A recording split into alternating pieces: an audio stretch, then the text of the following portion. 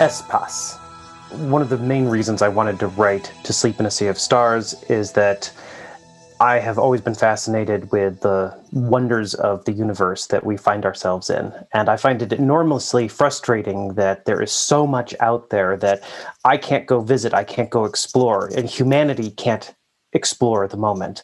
But I think we will, given enough time. By writing this story, by dreaming about this story, it was my way of going out among the stars and seeing what could be out there. I think it's amazing that we actually exist, and whether or not there are other aliens out there that are, sentient the way we are. This is a beautiful, beautiful universe, and I want to see more. Aliens. There have been many different types of aliens in science fiction, and I could have gone in 1,000 different directions with the aliens that I have in To Sleep in a Sea of Stars.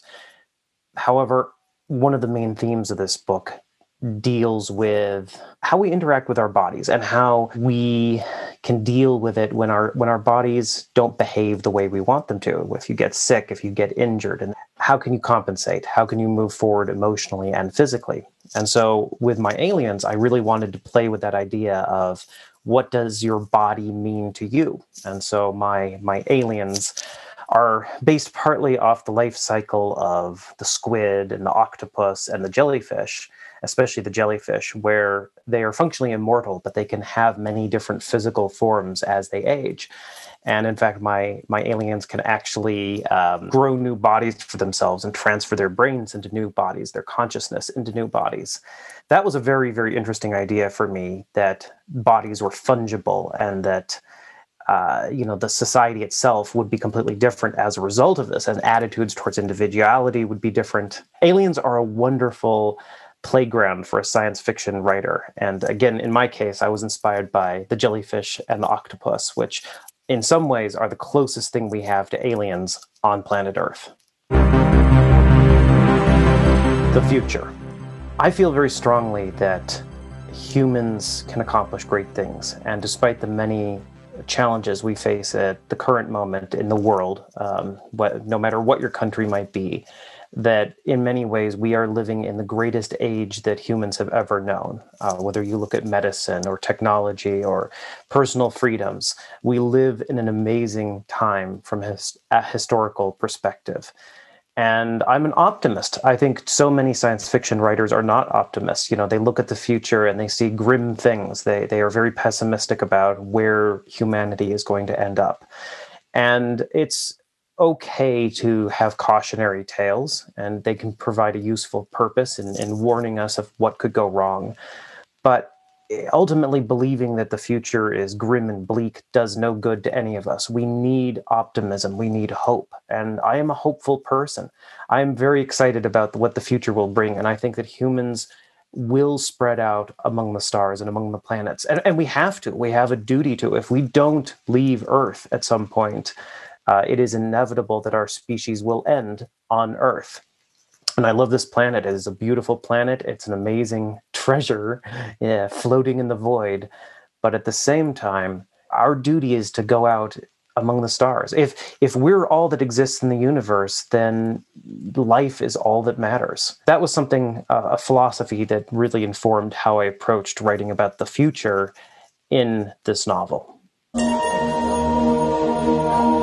Science fiction. A lot of people have asked me why I wanted to write science fiction after writing fantasy with Eragon and the other novels in the Inheritance cycle. And the reason is that I grew up reading as much science fiction as I did fantasy. And to me, since I've spoken about the future, science fiction is often the genre of the future.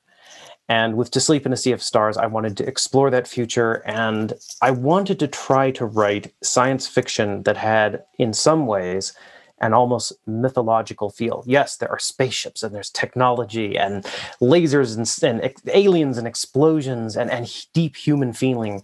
But at the same time, To Sleep in a Sea of Stars has some of the same structure that you would find in a story that was written 1,000 years ago, 10,000 years ago.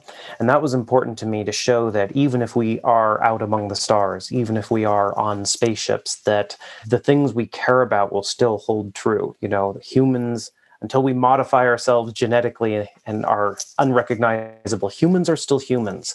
And the things that rang true in Odysseus's time, in many ways, are still going to ring true, 100 years from now, 200 years from now, or even 1,000 years from now. Heroine. I'm not sure what makes a hero or a heroine, but I think that if I had to dissect that and put a word on it or put a phrase on it, it would be someone who does what needs to be done, even when they are scared or afraid or don't want to do the right thing, and yet they still do it. Kira, the main character in this book, is put into some incredibly difficult situations over the course of the story. And again, she has to decide whether she's going to admit and face her own flaws or walk away from the whole situation and do something else.